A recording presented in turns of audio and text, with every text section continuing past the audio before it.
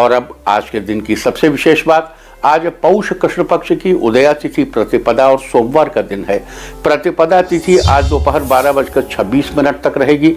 उसके बाद द्वितीया तिथि लग जाएगी। आप जानते हैं कि हिंदी कैलेंडर में भारतीय महीनों के नाम नक्षत्रों पर आधारित हैं। जिस महीने की पूर्णिमा को चंद्रमा जिस नक्षत्र में रहता है, उस महीने का नाम उसी नक्षत्र के आधार पर रखा जाता है। आज से पौष का महीना प्रारंभ हो गया है। पौष मास की पूर्णिमा को चंद्रमा पुष्य नक्षत्र में रहता है, इसलिए इस महीने को पौष नाम से जाना जाता है। सनातन संवत्सर के अनुसार पौष 10वां महीना है। पौष महीने के दौरान सूर्य धनु राशि में गोचर करते हैं, इसलिए इस मास को धनुर्मास भी कहते हैं। धनु संक्रांति से खरमास या खरमास लग जाता है। आपको बता दूं कि सूर्य की देखो, यहाँ खरमास और मलमास दो शब्द हैं। ये बड़े लोगों को कंफ्यूजन है। बड़े लोगों मतलब जो ज्योतिष से 10-10, 20-20 साल से जुड़े हैं, वो भी जैसे खरमास कहो तो मलमास कह देते हैं। अरे भाई, मलमास या पुरुषोत्तम मास, देखो चांद्रमास और सौरमास, चंद्रमा 27 दिन में पूरा चक्कर लगाता है, सूर्य 30 दिन के लगभग। तो ये जो फर्क है दोनों का, तो कुछ वर्षों में 1 महीना एक्स्ट्रा हो जाता है, क्योंकि हम चंद्रमा से महीना देखते हैं। अभी हमने कहा कि चंद्रमा पूर्णिमा के दिन इस नक्षत्र में मृगशिरा में है, तो मार्गशीर्ष है, पौष है, पूष है, तो मतलब पौष मास पुष्य नक्षत्र में उसकी पूर्णिमा होगी।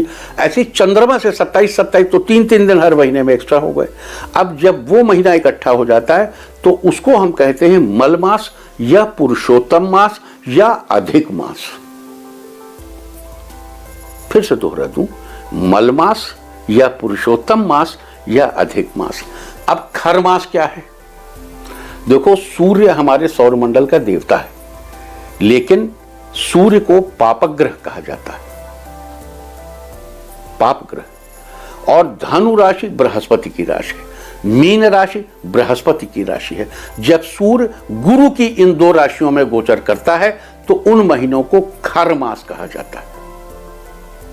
और खर मास के दौरान शुभ कार्य वर्जित रहते हैं। इस दौरान कोई भी शुभ कार्य जैसे विवाह, गृह प्रवेश, मुंडन संस्कार आदि कराने की मनाही होती है। आपको यहाँ एक महत्वपूर्ण बात और बता दूं कि पौष मास के दौरान सूर्य की उपासना का भी बड़ा महत्व है।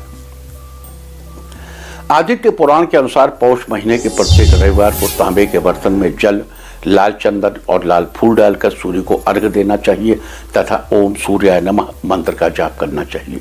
अगर संभव हो तो रविवार के दिन सूर्यदेव के निमित्त व्रत भी रखना चाहिए और तिल चावल की खिचड़ी का दान करना चाहिए।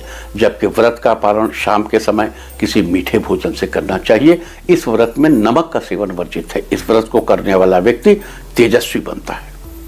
तो ये थी चर्चा पौष महीने की। और अब बात करते हैं आज पढ़ने वाले योग और नक्षत्र की। आज सुबह 10:49 तक शुक्ल योग रहेगा, उसके बाद ब्रह्म योग लग जाएगा। शुक्ल योग में गुरु अथवा भगवान की कृपा बरसती है, जिससे सारे कार्य सिद्ध होते हैं। अगर ब्रह्म योग की चर्चा करें तो अगर आपको कोई शांतिपूर्वक कार्य करना है तो ब्रह्म योग में करने से आपको शुभ फलों की प्राप्ति होगी। साथ ही आज शाम 7:46 तक आर्द्रा नक्षत्र रहेगा। आकाश मंडल में 27 नक्षत्र स्थित हैं। उन 27 नक्षत्रों में से आर्द्रा को छठा नक्षत्र माना जाता है। आर्द्रा का अर्थ होता है नमी। आंख में आने वाले आंसुओं को इस नमी के साथ जोड़कर देखा जाता है। आर्द्रा नक्षत्र का प्रतीक चिन्ह भी आंसू की बूंद को ही माना जाता है। वैदिक ज्योतिष के अनुसार भगवान शिव के रुद्र रूप को आर्द्रा नक्षत्र का अधिपति देवता माना जाता है। साथ ही आर्द्रा नक्षत्र का संबंध शीशम के पेड़ से बताया गया है। लिहाजा जिन लोगों का जन्म आर्द्रा नक्षत्र में हुआ हो उन लोगों को आज शीशम के पेड़ को नमस्कार करना चाहिए। और साथ ही इस बात का भी ध्यान रखना चाहिए कि आज आप जाने अनजाने शीशम के पेड़ को, उसकी लकड़ियों को या उसकी पत्तियों को किसी भी तरह का नुकसान न पहुंचाए। आज ऐसा करने से आपके जीवन में चल रही समस्याओं का समाधान निकलेगा और परिवार में सुख शांति बनी रहेगी। तो ये थी चर्चा आज पढ़ने वाले शुक्ल योग, ब्रह्म योग और आर्द्रा नक्षत्र की। और अब बात करते हैं आज किए जाने वाले विशेष उपायों की। अगर आप विदेश में अपने नए बिजनेस की शुरुआत करना चाहते हैं लेकिन आपको सही मौका नहीं मिल पा रहा है तो इसके लिए आज आपको राहु की स्तुति का पाठ करना चाहिए। अर्धकायम महावीर्यम चंद्रादित्य विमर्दनम सिंह का गर्भ संभूतम तम राहु प्रणमाम्यहम।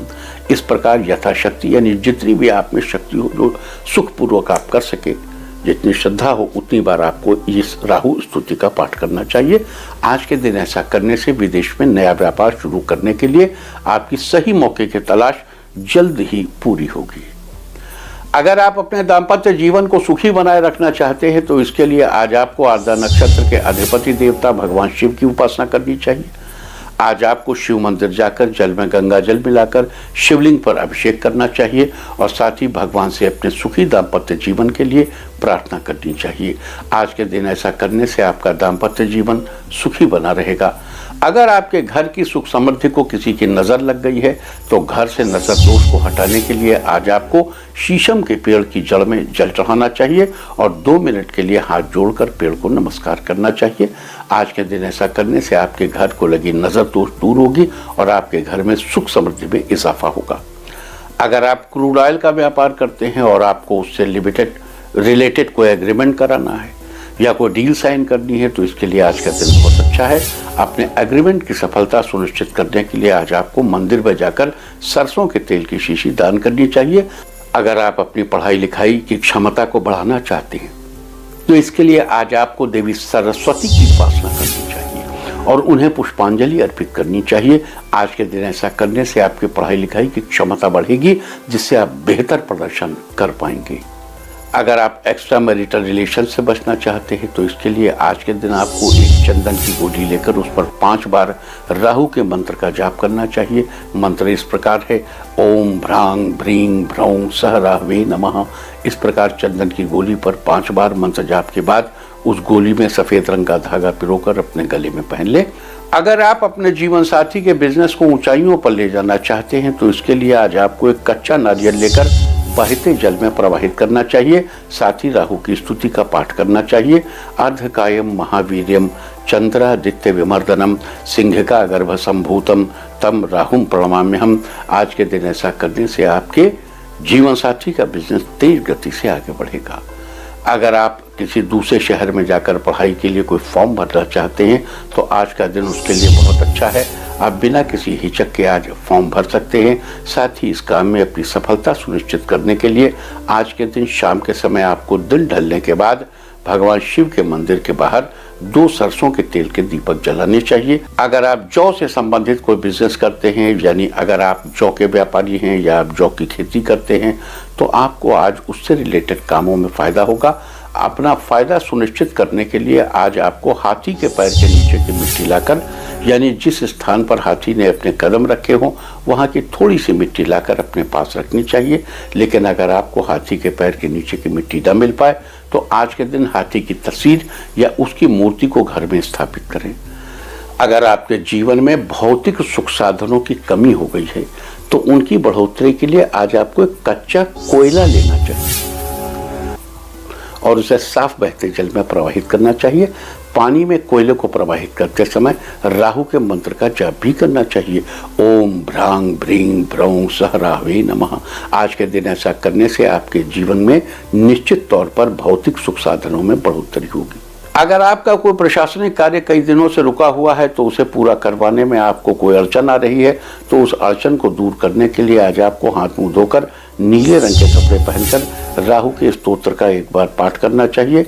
आज के दिन ऐसा करने से आपके रुके हुए प्रशासनिक कार्य बहुत जल्दी पूरे होंगे। तो ये सारी चर्चा थी आज पौष मास शुक्ल योग ब्रह्म योग आर्द्रा नक्षत्र के बारे में। आज अलग अलग शुभ फलों की प्राप्ति के लिए और अशुभ स्थितियों से बचने के लिए क्या उपाय करने चाहिए हमने इसकी चर्चा की है। उम्मीद है कि आप इस चर्चा का उचित फायदा जरूर उठाएंगे।